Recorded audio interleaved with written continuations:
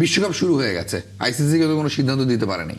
তো আপনাকে বুঝতে হবে যে আপনি আসলে কোন জায়গাটায় বাড়ি দিলে সেটা নড়বে, মানে বন্ধু হয়ে যায়, বন্ধুর একটা জায়গা তৈরি হয়ে যায়, এবং সেটা এখন পিসিবি বিসিবি স্পষ্টভাবেই বন্ধু হয়ে গেছে।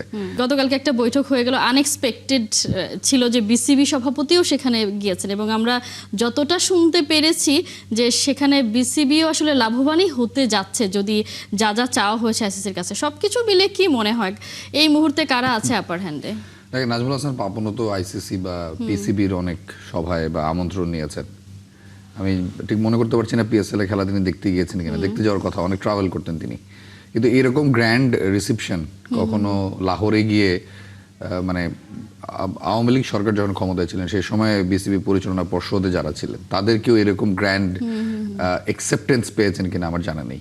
মানে ওই যেটা আমরা অনেকবারই বলেছি এবং হাসাহাসি করেছি যে আসলে যে শত্রু শত্রু যেটা হয়, যে মানে বন্ধু হয়ে যায়, বন্ধুর একটা জায়গা তৈরি হয়ে যায়, এবং সেটা এখন পিসিবি বিসিবি স্পষ্টভাবেই বন্ধু হয়ে গেছে।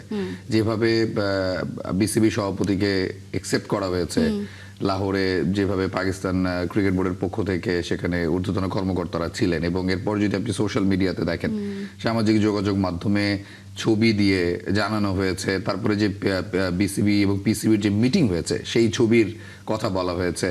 পিসিবি এত বড় একটা সিদ্ধান্ত নিয়েছে পাকিস্তান সরকারের পক্ষ থেকে, তারা ভারত ম্যাচ বয়কটের ঘোষণা দেওয়ার পরে সেটাতে বাংলাদেশ ক্রিকেট বোর্ড প্রধান ধন্যবাদ জানিয়েছেন, সেটাকে আলাদা করে কোট করা হয়েছে। সবকিছু মিলিয়ে আমার মনে হয় যে আপনি যেটা বলছিলেন বল কার কোর্টে, অফকোর্স যদি আইসিসির মিটিং থেকে থাকে এবং সেই মিটিংয়ে যদি বাংলাদেশ ক্রিকেট বোর্ড প্রধান নিমন্ত্রণ পেয়ে থাকেন, সেক্ষেত্রে অবশ্যই কিছুটা শুধু পিসিবির কোর্টে বল না, আমি তো মনে করবো যে বিসিবির কোর্টেও বল রয়েছে, এবং এখানে আসলে কূটনৈতিক চালগুলো, ক্রিকেটীয় কূটনৈতিক চালগুলো ডিপেন্ড করে যে আপনি কিভাবে আপনার নিজের জায়গাটাকে আপনি তুলে ধরতে চান। অফকোর্স পাকিস্তান ক্রিকেট বোর্ড তারা সিদ্ধান্তটা নেওয়ার আগে অনেকবার ভেবেছে, অসংখ্যবার ভেবেছে।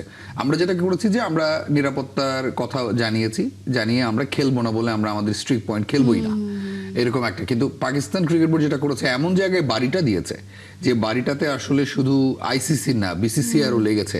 এবং আপনি দেখেন যে বাংলাদেশ ক্রিকেট বোর্ড 3 তারিখ থেকে যে সে মোস্তাফিজের ইস্যুর পর থেকে 4 তারিখেই সম্ভবত অনানুষ্ঠানিকভাবে আমরা প্রক্রিয়া জানানো শুরু করেছিলাম যে আসলে আমরা যেতে চাই না ভারতে। এই যে প্রক্রিয়াটা, সেটা একটা 20 দিন 18 দিনের মধ্যেই আইসিসি কিন্তু বললো ঠিক আছে, আসার দরকার নেই, আমরা রিপ্লেস করে দিচ্ছি।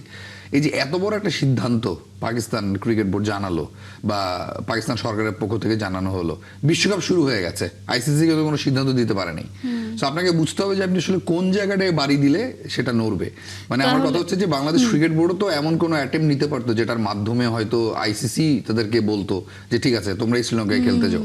সো ওই বাচ্চাদের মতো গোনা ধরে আমার মনে হয় যে সামটাইমস আপনাকে একটু ট্যাকটিক্যাল হতে হবে। মানে সেটা শুধু ক্রিকেট মাঠে হলে হবে না, ক্রিকেট মাঠের বাইরেও বোর্ড খেলাতে আসলে ট্যাকটিক্যাল হওয়াটা জরুরি।